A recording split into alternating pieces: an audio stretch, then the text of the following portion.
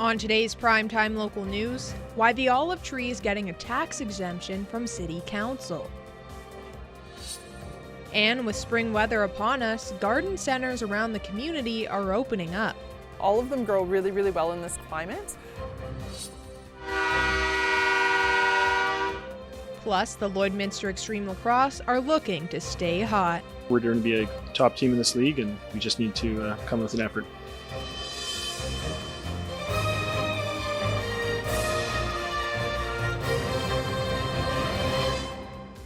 Primetime Local News, serving the Lakeland and Midwest regions. Lloydminster City Council has approved a property tax exemption for a local nonprofit.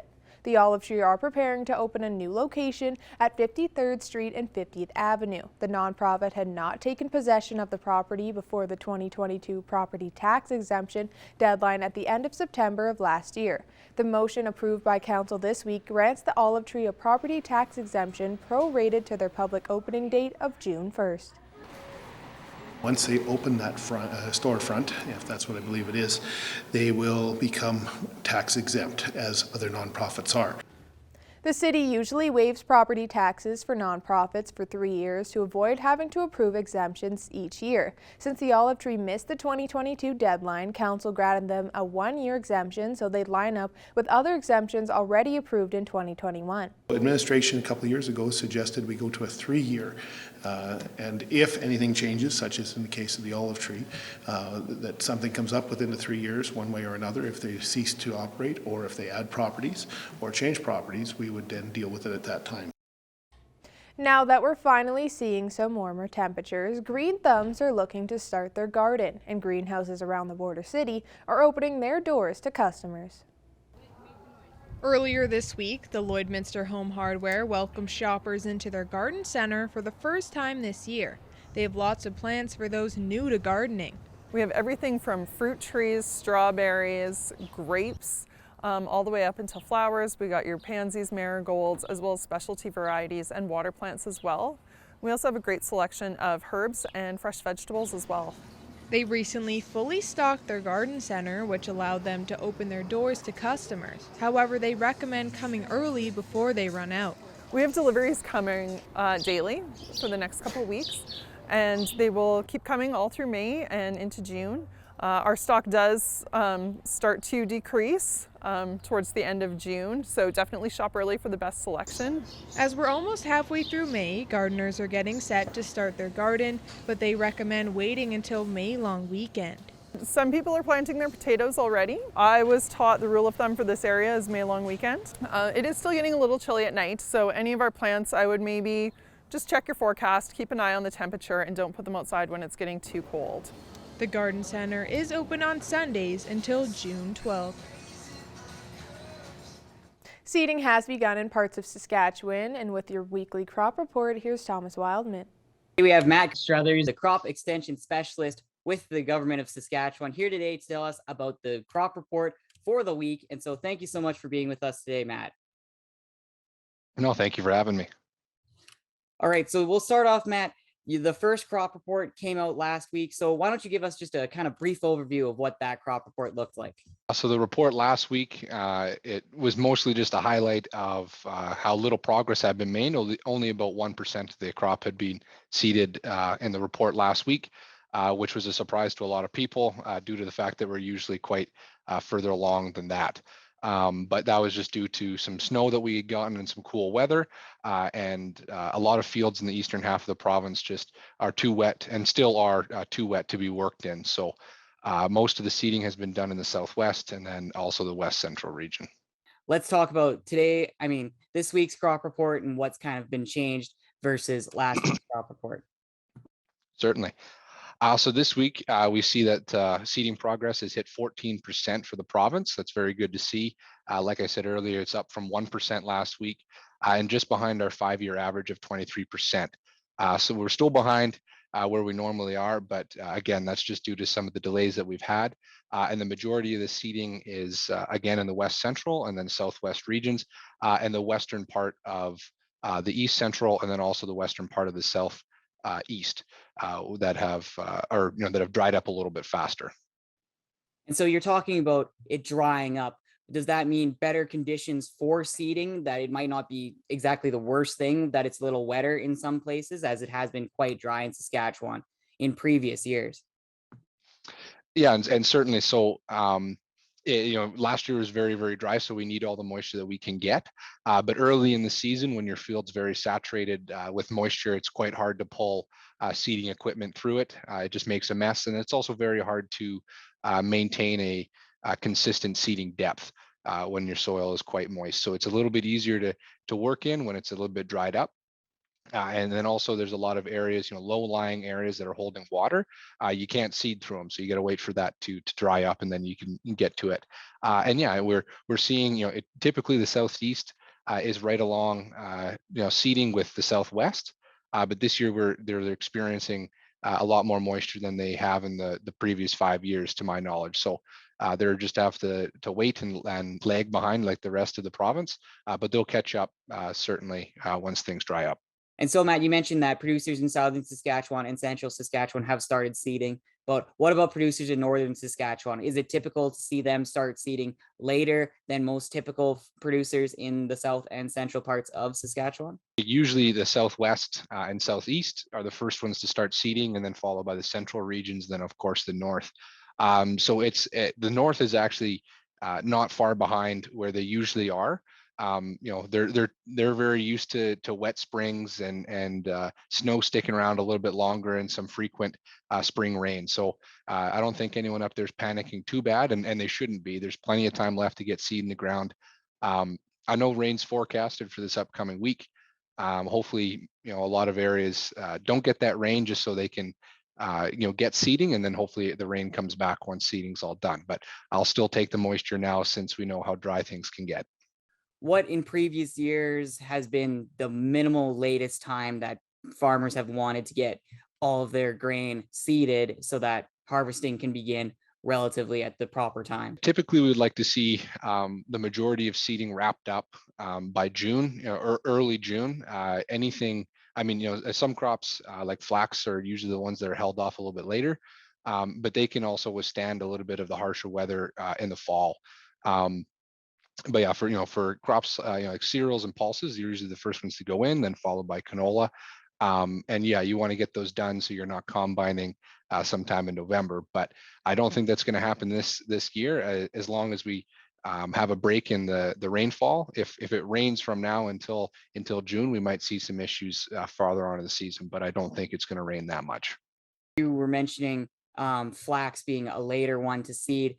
Has there been a consistent amount of a certain seed going in right now, or has it been kind of spread amongst all of the seeds and crops that usually go in about this time? It's a pretty typical year in the areas that are seeding, in the southwest and the west central region, where they have been seeding.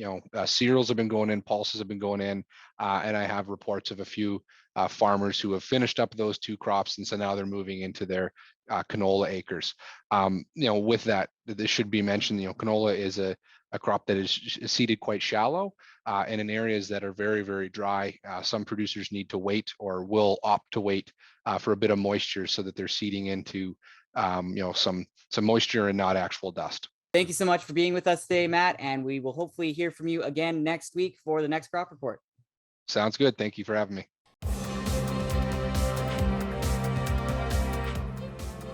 The Lloydminster Extreme Junior B lacrosse team started off their season 2-0, allowing just 8 goals in total. Last weekend, the Extreme took on the Sylvan Lake Yeti in a battle for first place in the division. Evan Kenny reports. The Rocky Mountain Lacrosse League saw the two top Northern Junior B teams face off last weekend.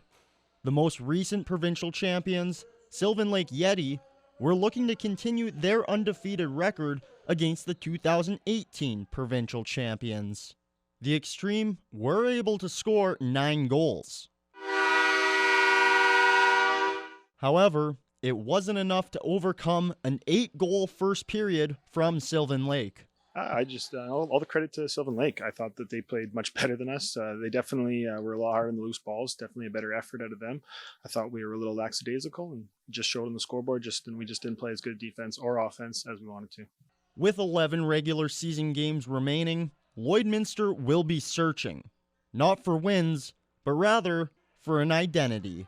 I don't think we found it yet. I don't think we have an identity yet. I think we're gonna work ourselves into it, and we're gonna find out who we are once we get our full roster and everybody kind of back from vacations and school and stuff like that.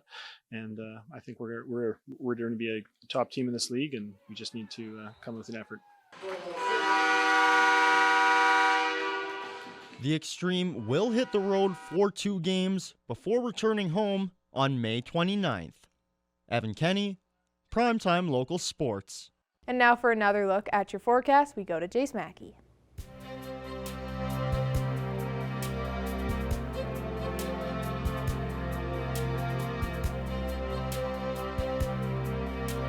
Thanks a lot, Jasmine. As we take another extended look here at your weather forecast, you can see a lot of radar activity on the map right now, and that's where we see the chance of rain we might be getting across our region. I know in Edmonton and a lot of western parts of Alberta, they are experiencing a lot of rain as we speak.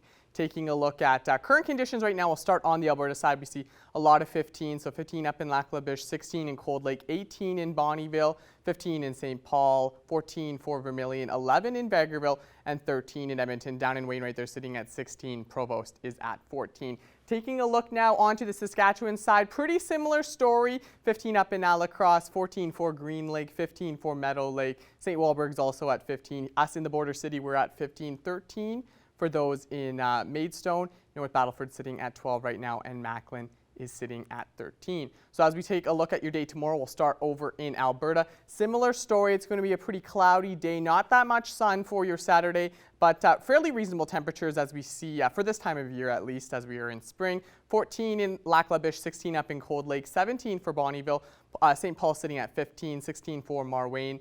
Edmonton and Vegreville are sitting at 14 for the day tomorrow, 15 for Wainwright and Vermilion as well. Us here in Lloydminster, we're going to be expecting a daytime high of 16 in Lloydminster, as well as 16 in Provost. Macklin's going to be at 16 as well. Taking a look now further into Saskatchewan, we see 13 up for the daytime high in Alacrosse, 15 in Green Lake as well as Meadow Lake. St. Walburg will be seeing 16 for the daytime high tomorrow, same as North Battleford, and Maidstone as well will be seeing 16. As we take a look at some temperatures overnight tonight across our region, there's a chance we may be seeing some rain in most of the regions, but Unity is especially seeing a high chance we'll be seeing some precipitation overnight tonight. 4 degrees is going to be the overnight low in Meadow Lake as well as Pearceland. 5 degrees overnight tonight in Alacrosse, Bonnyville, and Provost, as well as Miriam and Wainwright. Unity will be seeing 2 degrees overnight. Paradise Hill will be seeing 3 degrees overnight. And as we take a look now at the next 7 days here in Lloydminster, temperatures and conditions are going to be fairly consistent. So not exactly what we'd like to see for this time of the year, but it definitely could be worse. So as we head into your weekend, 16 is a daytime high on Saturday, and we'll be seeing a cloudy day tomorrow. Sun will come out a little more, and we see degrees warmer for the daytime high at 17. So like I said earlier, that might be the day that you want to enjoy your time outside during the weekend, and we start off our next week with some similar conditions. A partly cloudy, mostly cloudy day on Monday with a high of 16. 15 is the high on Tuesday, and we see a partly cloudy, partly sunny day again. There's a chance we will be seeing some rain on Wednesday with a high of 15. And then things cool off a little bit to end our week with a high of 11 on both Thursday and Friday. And on Friday, we have a chance of rain. So that's all the time we have for weather right now, but stay with us. We'll have more news after the break.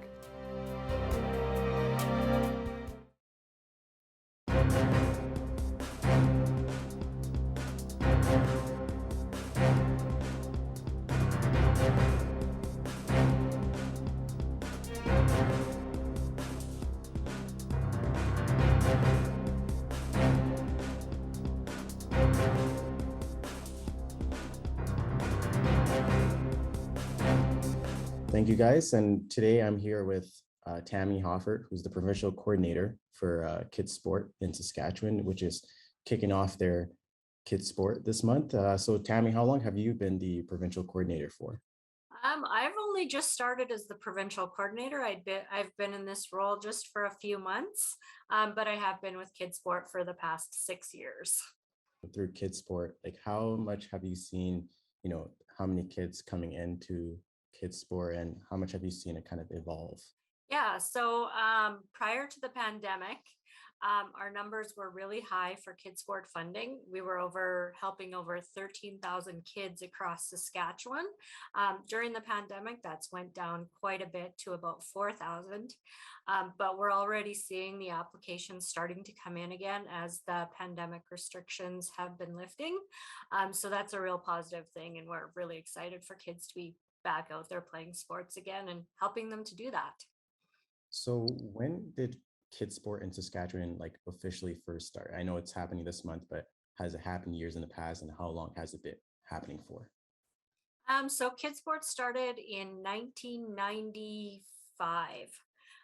So we celebrated our 25th anniversary a few years ago during the pandemic. But yeah, kids sport has been around for over, I guess it would be 27 years now, within Saskatchewan. I guess just now, most recently, and you mentioned that there's a bit of a decline in numbers through COVID and whatnot, but now you're seeing those applications coming back in. Just how does it feel to kind of see those numbers start to come back up in a positive direction? It's amazing to see the numbers coming up. I mean, our sole purpose for kids sport is to ensure that kids are out there having fun and participating. So yeah, our staff are absolutely ecstatic to see all these applications coming in for kids and that they're going to be back out there playing sports. So just during this month alone for Kids Sport Month, like what are some of the events and events that are like programs and whatnot for sports that is going on in Saskatchewan? Yeah, so Kids Sport Month, we're celebrating all across Saskatchewan. We have 42 chapters across Saskatchewan, where various chapters are holding fundraisers to help kids right in their community. A few that are some big ones that are coming up. We have our corporate challenges in Saskatoon and Regina. They've been going on for a number of years, and we get organizations out with their teams competing in a fun team building event. And then Meadow Lake is back with their golf course. And we know Meadow Lake has some gorgeous golf courses up there. And they're back up and running again this year as well. Plus, we're seeing barbecues and other various activities across the province. So it's great that everybody's able to get out there again. So just over the years, have you seen, other kids kind of bring their friends along to kids sport and tell them that, hey, like, this is a great program and you should join this? Like, have you seen kind of the numbers kind of increase through those kind of things? Yeah, so I think word of mouth is huge with kids sport. So what we do is we help with funding for kids sports.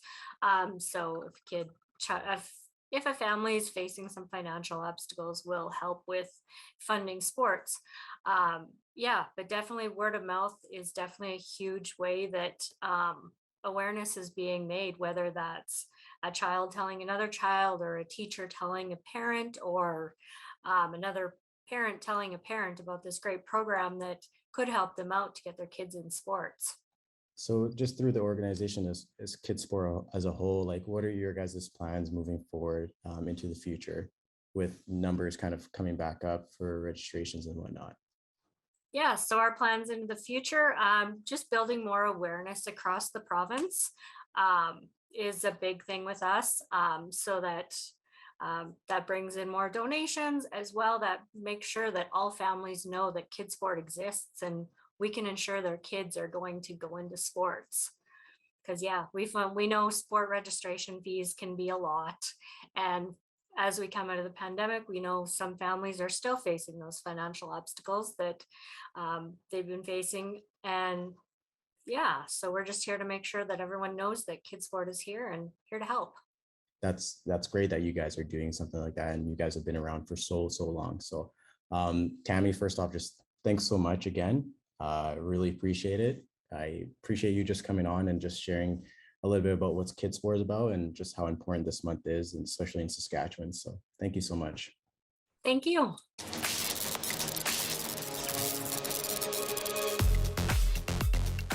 It looks like the weather's going to cooperate tomorrow for the Second Chance Trail Ride. If you're hoping to take part in this great event, registration gets underway at 9 a.m. in Lindbergh. Then the trail ride will begin at 11 a.m.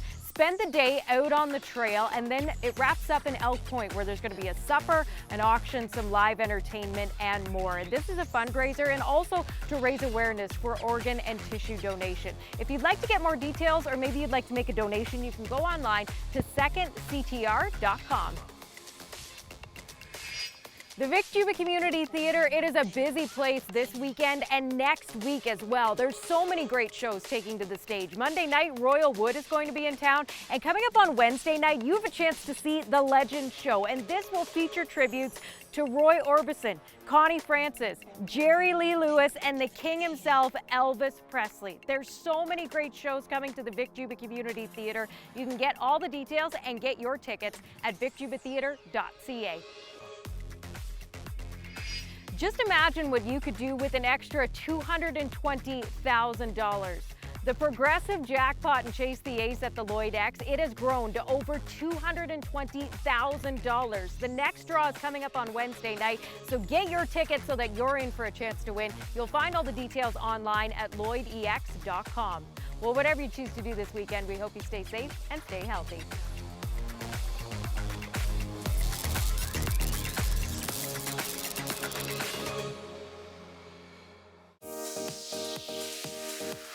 What's Happening is brought to you by Northern Factory Workwear, Circle Drive East, Saskatoon, and Highway 17 South, Lloydminster.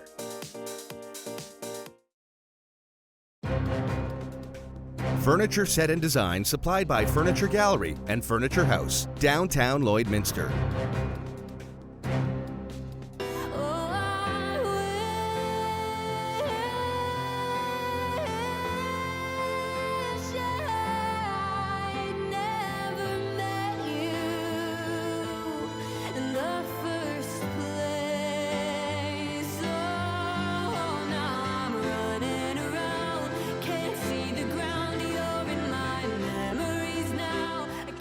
As singer-songwriter Sophia Fracassi. Thank you so much for taking the time to be able to speak with us today.